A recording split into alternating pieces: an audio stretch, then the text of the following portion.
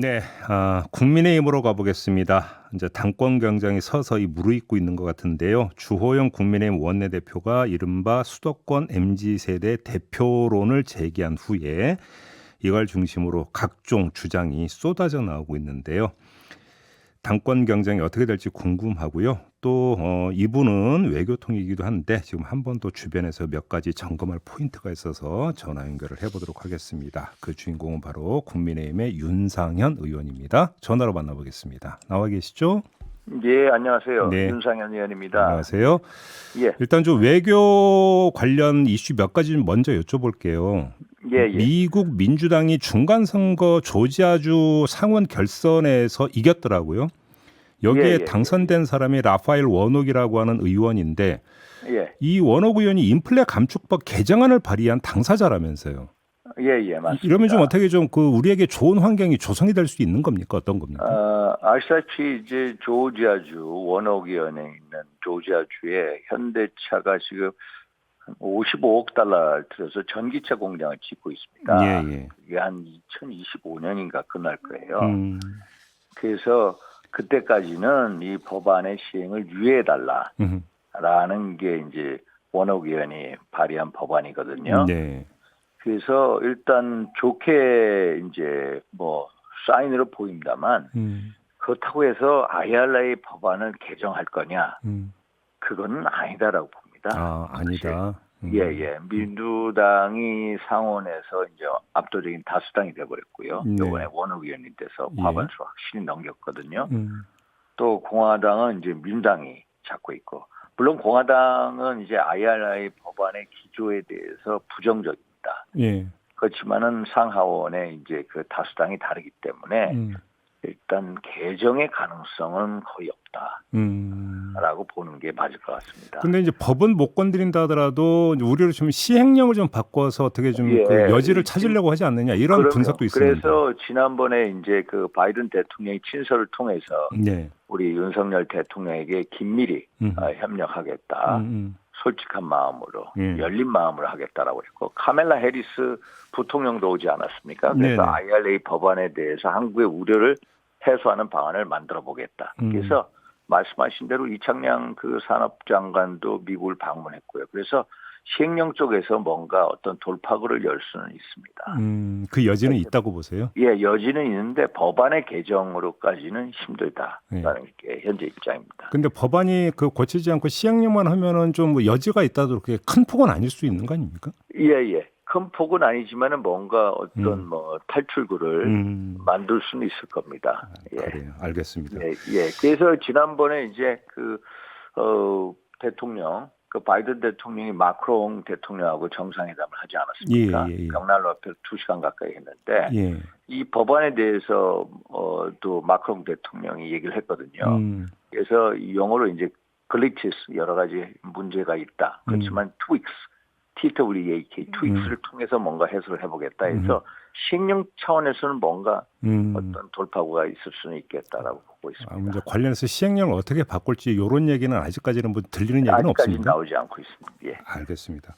왜냐하면 이게 이제 법안 시행이 내년 1월 1일부터입니다. 그래서 아마 그런 거에 대해서 논의는 하고 있을 겁니다. 알겠습니다. 이번 대일 관계 관련해서 좀 질문 좀 드려보고 싶은 게 지금 가장 큰 문제는 역시 일제 강점화 강제징용 피해자 이 배상 문제잖아요. 예.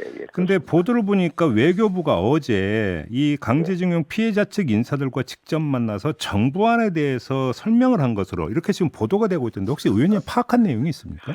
그게 이제 그 뭐냐면은 우리가 민간 협의체를 구성을 해서 이 어떻게 한일 강제징용이 개인의 손해배상 청구권 문제 2018년 10월에 이제 대법원에서 결정이 나오지 않았습니까? 예. 그래서 이걸 풀어보자는 건데 일반적으로 정부안은 강제징용 어떤 재단을 통해서 어떤 기업으로부터 한국이나 일본 기업으로부터 성금을 모으자 또 국민 성금을 모으자 그래서 그걸 가지고 이제 강제징용 피해자분들에게 이제 의료금을 지급하자 이런 형식으로 될 거예요. 근데 그 피해자분들은 아니다.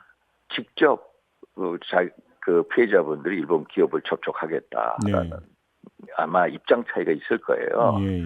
그래서 그 어떤 입장차를 조율하기 위해서 아마 만날 거로 저는 보고 있습니다. 관련해서 저희가 그 피해자 측 대리인이나 이런 분들하고 여러 차례 인터뷰를 했는데 예, 종합을 하면 예. 두 가지 조건. 그러니까 전범 기업이 다만 얼마라도 그 기금에 출연을 해야 된다는 조건 첫 번째 하나. 그렇죠. 예. 두 번째는 일본 정부나 전범 기업이 명시적인 사과가 있어야 된다는 조건 둘. 이게 그러니까 필수라고 이야기를 하던데. 예. 요게 좀 관철이 될 수 있을 것 같습니까? 야, 그 이제 전범 기업의 출연이 있죠. 그 출연이 결국 재단에는 출연을 할 수가 있을 겁니다. 있다고 보세요? 예. 이제 피해자분들한테 직접적으로 지금 보면 미쓰비시 중공업이나 신일본제철이 강제징용 피해자 한 분당 한 1억 정도의 손해 배상을 하라는 판결이거든요. 그렇죠. 예. 그래서 직접적으로 주지 못해도 재단에는 돈을 성금 형식으로 기탁을 할 수가 있고요. 네. 그거에 대해서 일본 기업이 어떤 유감 표명, 어떤 사과 이런 건 충분히 할 수 있다. 두 가지는 조건이 그러니까 충족될 수도 있다 이렇게 보시는 거네요. 그러니까 직접적으로 피해자분들한테 줄 수는 없어도 네. 재단에다가 강제징용 피해자 그 재단에다는 이제 이 성금 형식으로 돈을 줄 수는 있습니다. 알겠습니다. 기업이. 예.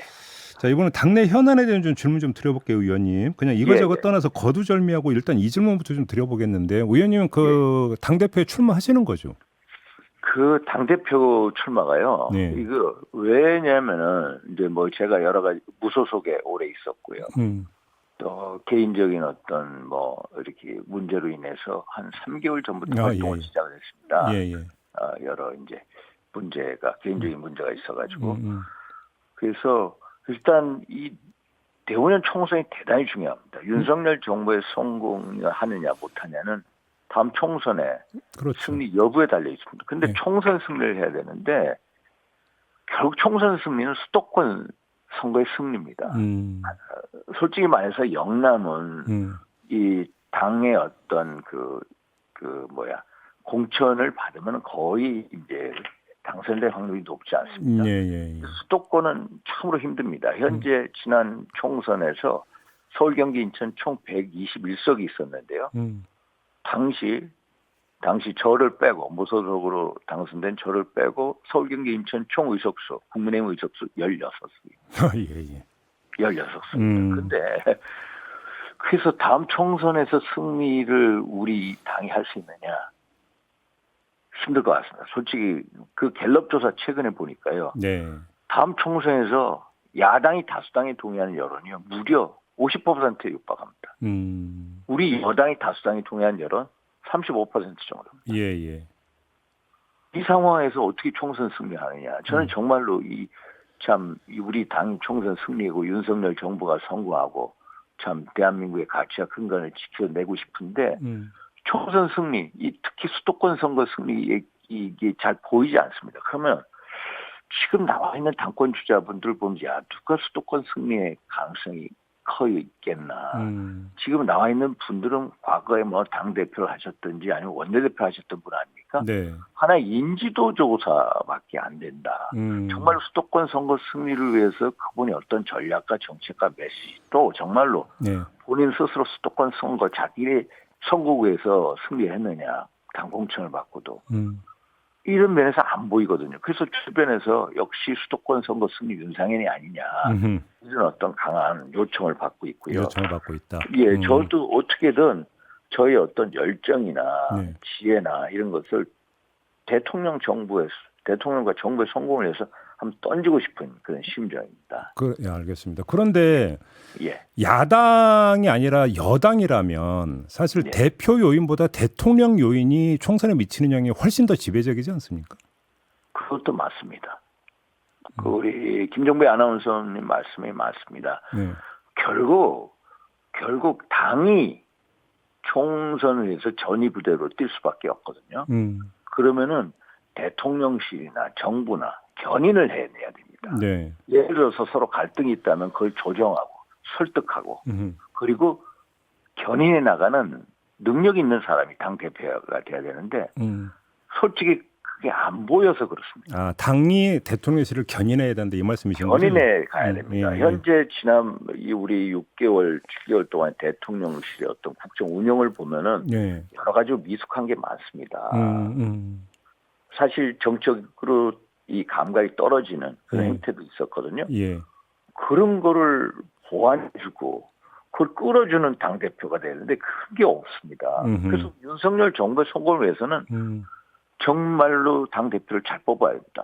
수도권 선거 승리의 견인차 역할할 수 있는 사람이 돼야 되고 알겠습니다. 또 대통령 정부를 견인할 수 있는, 설득할 수 있는 능력 있는 사람이어야 됩니다. 근데 의원님 말씀대로 수도권 대표가 필요하다고 일단 전제를 해놓고 예. 근데 지금 당 안팎에서 나온 대로 전대룰을 당심대 민심 반영 비율을 9대1로 만약에 바꿔버리면 예, 지금 예. 국민의힘 당원의 절대 다수는 지금 영남 쪽에 몰려 있지 않습니까? 그러면 예, 예. 수도권 대표가 당선되고 싶어도 당선이 안 될 수 있는 거 아닙니까? 그런데요, 요새는 우리 그 영남권 우리 당원분들도 되게 전략적이 현명해졌습니다. 예. 자기가 아는 그 뭐 영남권 후보, 당대표 후보를 뽑는 게 아니라, 제가 영남권에 있는 당원들 만나면 얘기합니다. 영남권의 눈으로 정부를 보지 마라. 윤석열 정부의 성공은 수도권에 있다. 예. 수도권 유권자 심정을 한번 들여다봐라. 예. 그래야 성공한다. 이 메시지를 계속 던지고 있거든요.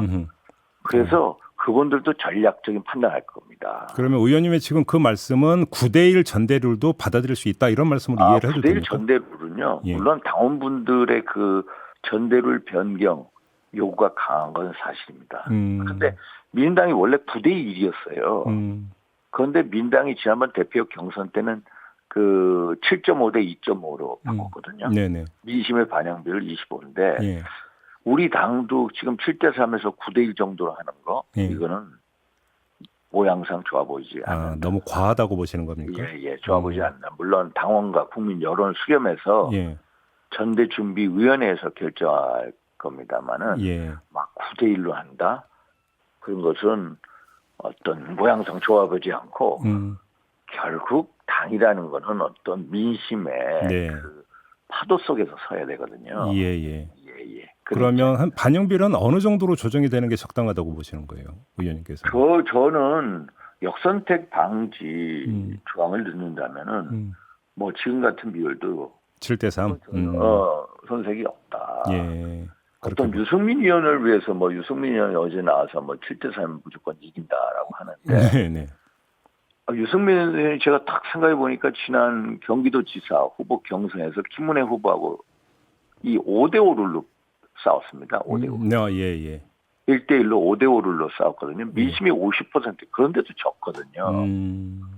그래서 이게 당원분들이나 국민 여론상 역선택 방지 조항이 들어가면 유승민 후보가 그다지 크게 이제 부각이 되지는 않을 거다라고 봅니다. 이제 당권 경쟁이 이제 만약에 무르익고 막판으로 간다면 이제 다시 후보 간 합종 연행이 있을 가능성도 있는데 지금 의원님의 말씀에 따르면 수도권 후보의 어떤 단일화가 모색이 돼야 될 것 같은데 혹시 그런 의사도 갖고 있습니까? 그거는 어떤 그 앞으로 있을 물론 이제 집단 지도 체제냐, 단일 지도 체제냐 이런 거하고도 관련이 있습니다. 예. 단일 지도 체제로 간다면은 어떤 친윤계의 어떤 합종 연행이 있을 수 있지만은 또 집단 지도 체제에 갔을 때 또 다른 변수가 생기고요. 그래서 지금 섣불리 얘기할 것은 아니라고 봅니다. 그건 아니고.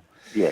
그다음에 언론 보도를 기초로 하면 지금 이른바 김장연대라고 들어보셨죠? 김기현, 장제원 연대 이야기가 언론 보도를 계속 오르락내리락 하고 있는데 어떻게 보세요? 의원님 어떻게 파악하고 계세요? 그 김장연대라고 하는데 지난번엔 또 안장연대가 한동안 얘기가 많았습니다. 예. 안장연대가 많다가 또 김장연대로 또 가고 또 그다음에는 또 어느 연대로 갈지 저는 잘 모르겠습니다. 그건 하나의 설이다. 설이고 그게 이제 저는 그냥 설로 보고 있습니다. 근데 또 그 연대한다고 해서 정말로 민심이나 당심이 그게 따라가느냐 그것도 별개의 문제다. 근데 김기현 의원이나 장제원 의원 모두 지금 한남동 관저 만찬에 다녀온 분들인데요. 네. 관저 만찬이라는 거는요. 저도 뭐 대통령과 뭐 언제든지 마음대로 수시로 소통할 수 있습니다만은 대통령께 뵙자고는 대통령이 항상 열린 마음으로 받아주십니다. 아, 그래요? 예. 예. 그래서 관제 뭐 이렇게 뵙자 하면은 그래 와라 이런 스타일이거든요. 의원님 그럼 조만간 가실 계획이세요? 저는 솔직하게 예. 뭐 대통령하고 참 수시로 소통을 해왔습니다만 제가 솔직히 뭐 당권 뭐 주자를 오르내리고 당권에 그가 있는 사람 솔직히 어떤 윤심을 파는 듯한 그런 행위를 절대로 안 한다. 나는 나 스스로 자각론을 하지 대통령의 윤심을 팔고 대통령 만났다고 해서 세상에 네. 아니 그게 언론 플레이하는 게 말이 됩니까? 예. 제가 대통령 아무리 만나도 언론 플레이 안 하거든요. 알겠습니다. 그럼 아직 저는 대통령은 자유자재로 많은 분들을 만난다. 그게 관저 정치가 아니다는 거예요. 윤심을 파는 행위도 아니고요. 특별한 것도 아니다 이런 말씀이시네요. 단지 문제는 뭐냐면 윤심을 파는 분들이 문제입니다. 관절 갔다 온 분들이 너도 나도 자기 정치한다고 해서 윤심을 팔고 있는 거 그게 문제다라고 봅니다. 알겠습니다. 예. 자, 마무리할게요, 의원님. 고맙습니다. 예. 감사합니다. 네, 지금까지 윤상현 국민의힘 의원이었습니다.